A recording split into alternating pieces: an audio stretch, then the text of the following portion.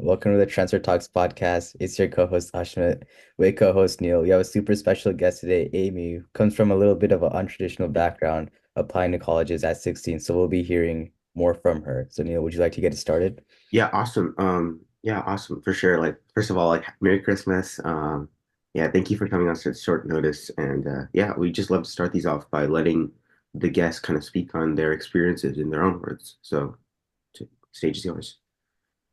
For a little bit of context, I started college full time when I was 14 years old. My name is Amy Wong, and I'm 18 years old now, and I'm a senior at UCLA. And starting college really, really early was a very intimidating but rewarding process. I wasn't quite sure how to go about it. I just chose class that I thought was cool. And so asked me, what do you want to major in? I just picked what I thought was cool, which was history. I didn't think about like the financial ramifications of it, like anything related to career really. I knew I wanted to go into law, so I knew anything that was history, poli-sci, English, anything related to that would be a good choice. And so I would say, fairly unprepared my freshman year of college because I was also a freshman in high school. So it was really difficult, but I think it was definitely worth it. And I attended four different colleges at 16 so that I could take a lot of classes. How it works at the community college level is that oftentimes they put a limit on how many classes you can take. Now, while you can petition it, it can be pretty difficult to get that approved depending on your college. They'll ask for very specific reasons that are beyond just I would like to. So taking classes in different districts bypasses that unit cap. And so that's why I took classes from four different districts to really capitalize on each semester so that I could transfer to UCLA at an earlier time frame.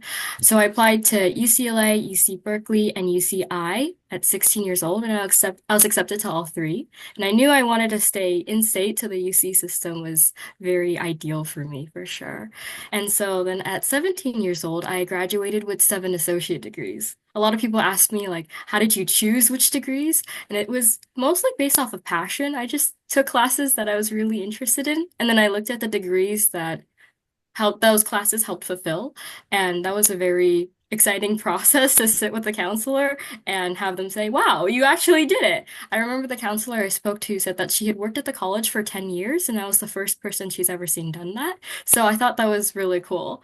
And so now I'm at UCLA and I love it here. I was a bit nervous that I might have chosen the wrong college. I know a lot of people, they spend a lot of time, they make lots of pros and cons lists looking at their options.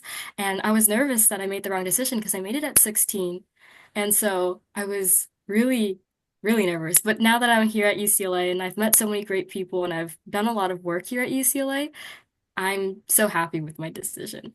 Wow, that's really interesting how you like kind of started at like 14. Like what made you decide to start college at 14 and then like kind of do the transfer process? Mhm. So I was really interested in learning English. My English is not the best sometimes, so it's something I've recognized that I need to work on a lot. So I started taking classes like for example English 101 and Reading 101. A lot of people when they hear the class Reading 101, they kind of scoff at it a little bit because they think, "Oh, I read all the time. Why would I need to take a class to learn how to read?"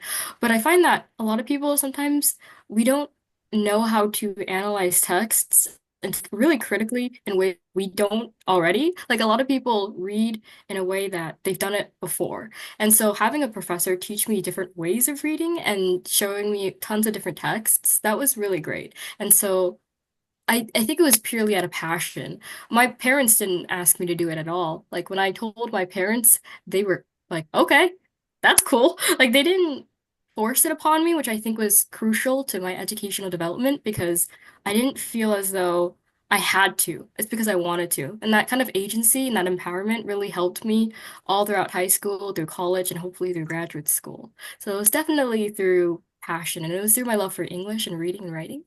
And then later on, it was because of philosophy. I played this video game called Fallout New Vegas, which helped me fall in love with philosophy. And I really wanted to learn more about philosophy. So I wanted to take philosophy classes, but my high school doesn't offer any philosophy classes. So I started taking them at the community college level, and I fell in love with it. hmm That's great. That's great to hear. You know, graduating early. It's definitely something that a lot of people, it's a path that a lot of people haven't really taken. So come like application time, when you're applying to these UCs, you have to write your PIQs. How'd you go about sort of crafting like a story? How did you like mention your story? How did you like what kind of like image or impression did you want to leave towards like these admission officers? So that's a really great question. So I remember one of the PIQs, it's pretty much like a free form PIQ. It's basically like, is there something else you'd like to talk about that you haven't mentioned in other parts of your applications? It's very, very open-ended. And I really love that because that really gave me that space to talk about how, because of my young age, I was often criticized. People often mocked me because they thought that I wasn't capable. And I wrote about how I combated those feelings by focusing on the content. Because I found is that at the philosophy club and the critical theory club, what mattered most is what you said. What mattered most is what you read and how you thought. It didn't matter who you were in terms of your age, your gender, your race. None of that really mattered. At the end of the day, what mattered is what you could contribute to the conversation. And I found that to be very empowering. And I focused it around that. So when I talked about adversity in another PIQ, I made sure to focus on how like I overcame it. Because I think a lot of people really struggle with that prompt because sometimes people fixate on the challenge without fully articulating how they overcame it. So I made sure to really dig deep and think, how did I address this? Because it was a year's worth of a struggle for me. So I really focused on that. But I think my strongest PIQ actually was the required PIQ, which is how did you prepare for your major and how are you ready for upper division courses at university? Now, this really stumped me. When I first read this prompt, I had no idea how I was going to approach it. But then I realized that philosophy is really different than other majors. For example, for computer science majors, a lot of people will do coding projects, compete in coding hackathons, for example. Or if you're in political science, people will intern for their representative. Or even history, for example, my other major, people will intern at a museum. For philosophy, there's not an internship really directly associated with the major. There's the discipline of law, the career of being a lawyer, but that's long after undergrad. So I was really stumped. But then I realized I think what really trips up people when it comes to learning about philosophy is that they fall out of love with philosophy. They find it boring. They find it too filled with jargon.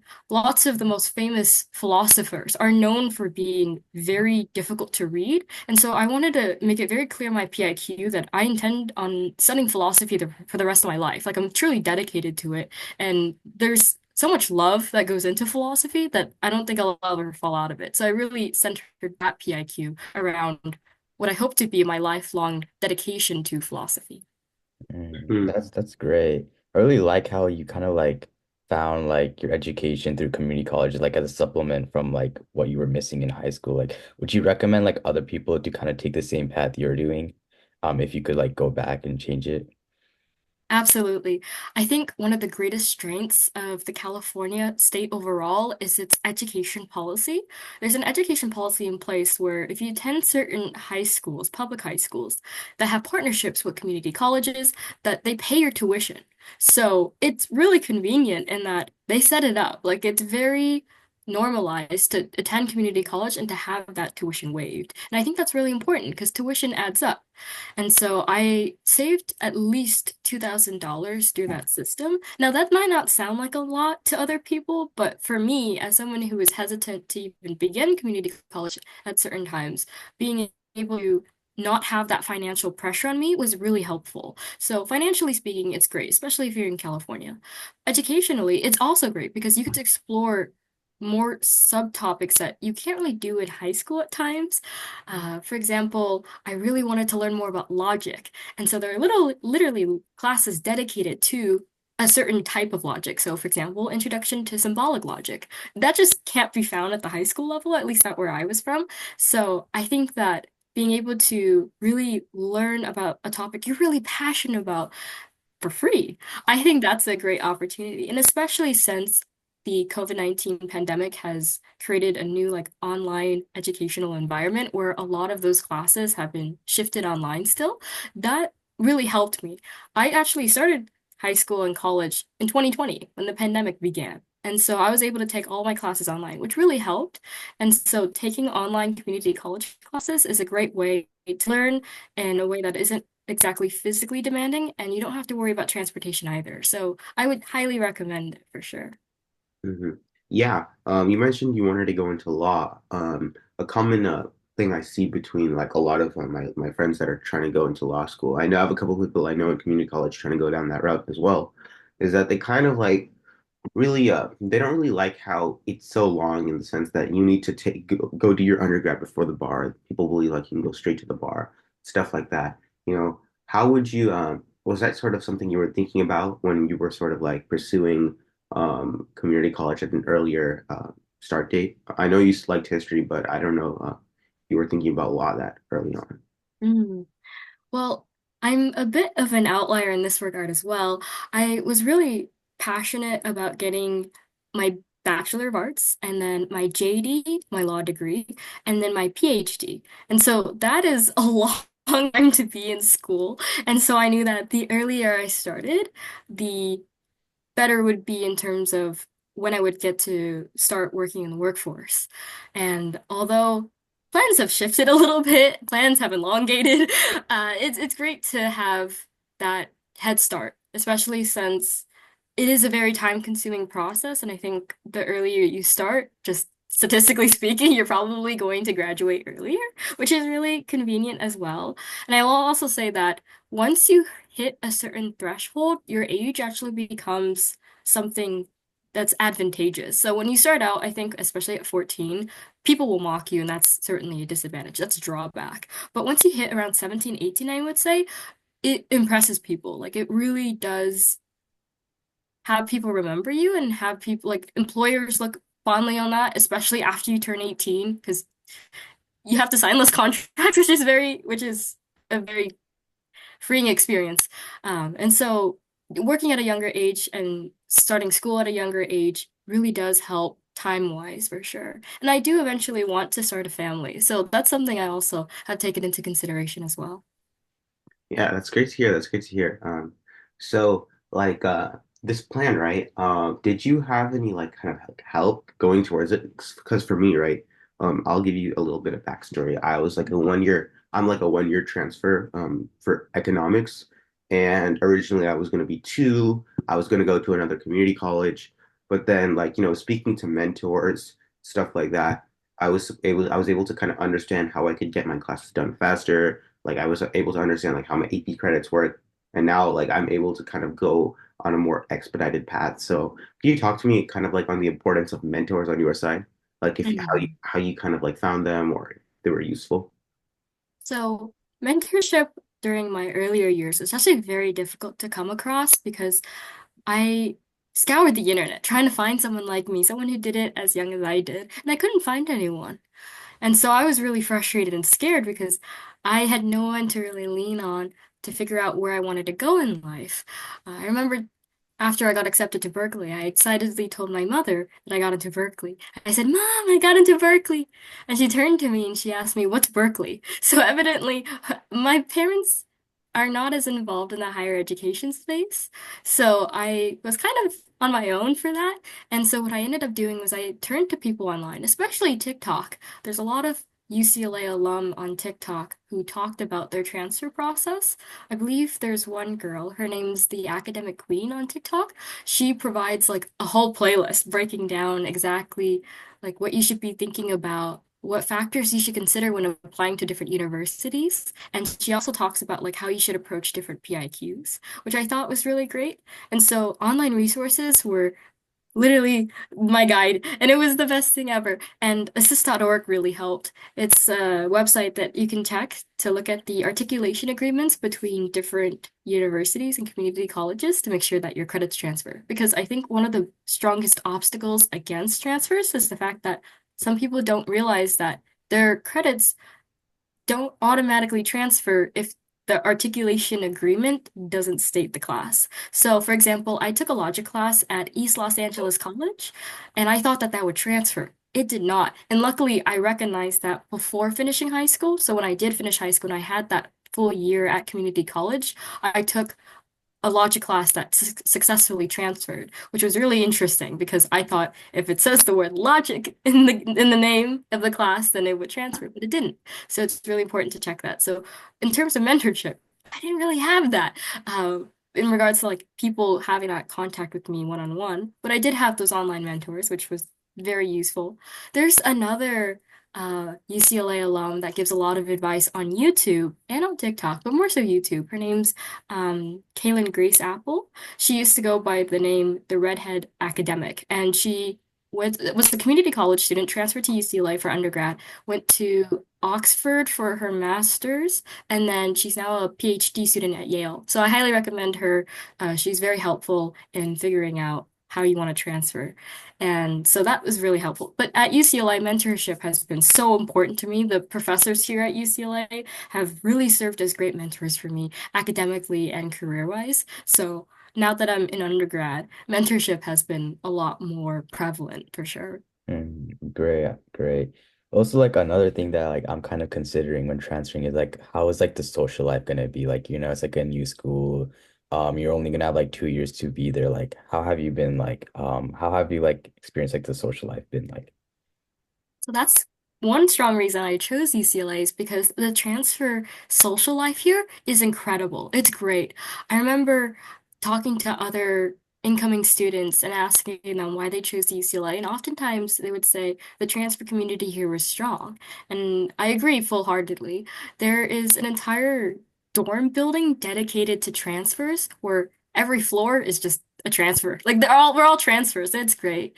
And I had my junior year there and it was the best ever because I felt like they understood me. Like they didn't shame me because they were just like me. And I thought that was really important. I think around 1/3 of undergrads at UCLA are transfer students the last time I checked that statistic. So I think that's like really great.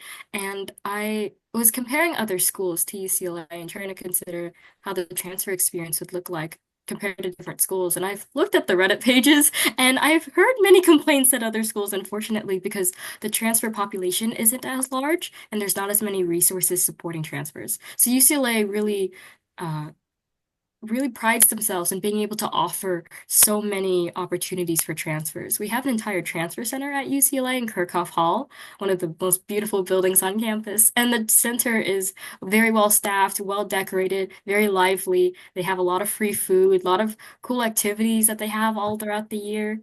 And during finals, they offer a lot of resources, which is really great. And so the transfer social experience it's great at UCLA. I have no complaints. And making friends that are not transfers is really easy too. Like people are very outgoing and friendly at UCLA. They're very, I find that people are just so happy to be there that making friendships is really fun and really not stressful, which is something that I deeply appreciate. Awesome. That's so great to hear. For me, right, like I think having a good support system, even in community college, has been really helpful. Mm. And then now going on to transfer, like I kind of like in the very beginning, I was kind of scared, but then I look at some of my peers, and I see like how they're kind of making connections, using the transfer dorms, and going out, and making like an active like decision to try to be like available. I think that's also a really big thing. Yeah, for sure. But thank you, Amy, for coming on. I definitely learned a lot on like the process of like transferring and kind of like how to sort of go about writing your PIQs. And yeah, I wish you all the best on your Yeah, thank you. It was really future insightful endeavors. and I learned a lot from your experience. It's like kind of like unordinary transferring at like 14. So I hope like anybody else watching is kind of like trying to do the same path. They can reach out to you maybe and just kind of like figure that out. But yeah, thank you. For sure. If anyone wants to reach out to me, my email is amylw@ucla.edu. That's amylw@ucla.edu.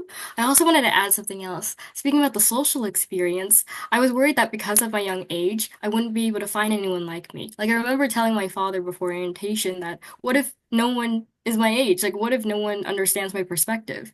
And then my orientation day happened, and literally the first person I talked to, the person on my left, was 17, a junior, philosophy major, and pre-law. Exactly like me. So at UCLA, there's all types of people, and so I wouldn't worry about like, oh, what if there's people not like me? Like, what if there's nobody like me or anything like that? Because because the undergraduate population is so large, over 30,000 people, you're probably going to find someone who is going to be hopefully a best friend or very close friend. So definitely look forward to the transfer process is what I wish I knew. I was really stressed throughout the process. I was really, really worried and I was overthinking a lot of the process. But if I could go back in time, I would tell my older self that, or my younger self, that it's going to be okay. It's going to work out. Just put in the work and then let it happen. That's what I would say. So thank you so much for having me. I really appreciate it. Yeah, I know for Thank sure. you. All right. Well, take care, Amy.